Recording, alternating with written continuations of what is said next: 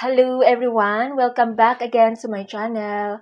By the way, this is Mentor Joba, a political science instructor, and my goal here is to guide students on their studies.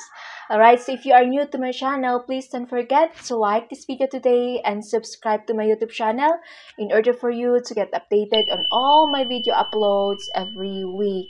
Okay, so without further ado, let's start.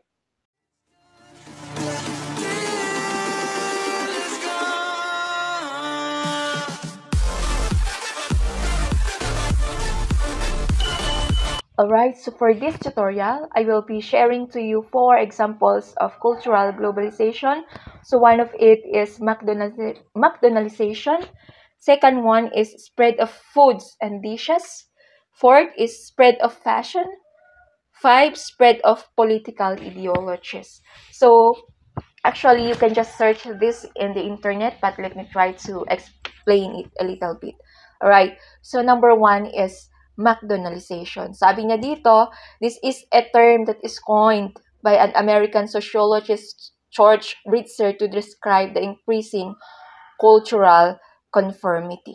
Okay, so we say that it's the increasing cultural conformity because if we can see McDonald's, they have several outlets in the world. Okay, so if you're going to notice the outlets of McDonald's or the franchise of McDonald's, makikita natin na pare-pareho yung ino-offer nila. Pati nga uniform nila, they are the same. The design of the building are the same. Kung ano ang in-offer nila na fried chicken, meron din sa atin. Okay, so that is what we call cultural conformity.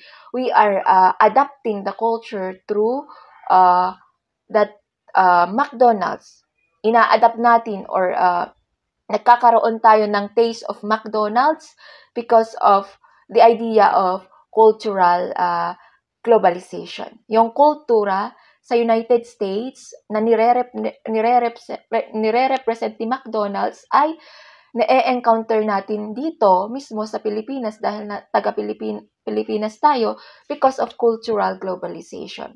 But if you are in other countries, ganyan din. Papasok ka din sa McDonald's na makikita mo din na ganyan ang uniform nila, ganyan ang mga dishes na piniprepare nila, and others. Okay, so the second one is spread of foods and dishes. So sabi niya dito, our grandparents likely to remember a time when they didn't eat a variety of different dishes from around the world. Okay, pero ngayon, we are already trying to taste the different varieties of dishes that is being prepared from around the world. So sabi ko kanina, yung mga grandparents natin daw noon, hindi nila masyadong natitikman yung mga na-prepare na pagkain sa ibang bansa or nakafocus lang sila sa local foods. However, ngayon, because of cultural globalizations, we are also tasting the culture or the foods of other countries na pupunta dito. That is because of cultural globalization. Yung parang gaya din ng McDonaldization. Pero ito, foods and dishes. So, lahat ng klaseng pagkain na to. So, noon, wala tayo sigurong idea what is an Italian spaghetti. Or yung mga spaghetti, macaroni, hindi naman talaga galing sa atin ang mga yan. Pero, natitikman natin. We have our own version and we are also tasting the other version of other countries. Yung mga luncheon meat, yung mga ganyan. So, bihira lang na merong ganyan dito, merong mga brand na ganyan dito. Pero, nowadays, we all have all the opportunities to taste those types of foods and dishes. So, pag pumunta ka sa mall, meron yung sa mga food court, makikita mo doon yung mga different dishes na piniprepare nila. Dishes ng Japan, dishes ng Korea, dishes ng America, and others. Okay? So, matitikman mo sila. Ganyan din sa grocery.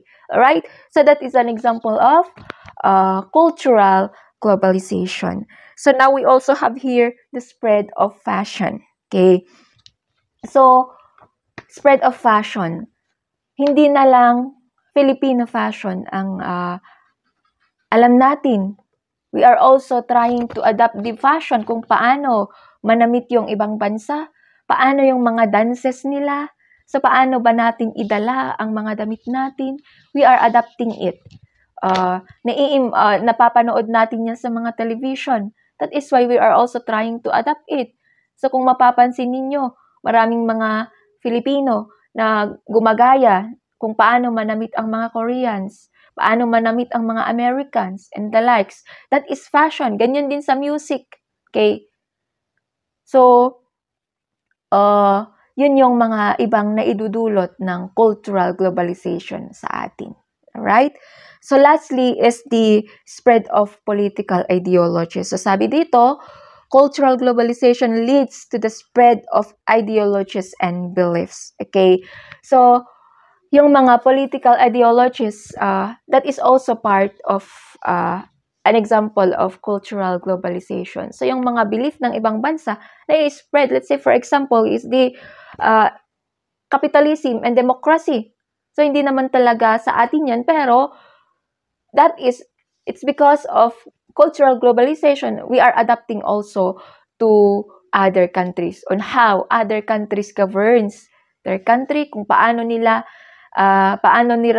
kinokontrol ang mga tao or ginagovern yung bansa nila. So that is cultural globalization. So those are the 4 examples of cultural globalization, and I hope that you have learned something. And if you have any clarification, you can just write it down in the comment section.